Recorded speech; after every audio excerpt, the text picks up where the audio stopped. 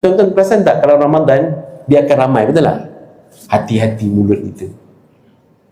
Jangan sebut apa. Ni ayat paling popular. Apa dia? Lah, hidup lagi. Ingat nak mampus lah. Kan contoh lah kan, tuan-tuan, dia kadang-kadang semangat dia, aku nak berubah. Kadang-kadang yang menjauhkan kita, menjauhkan orang daripada Allah adalah mulut kita.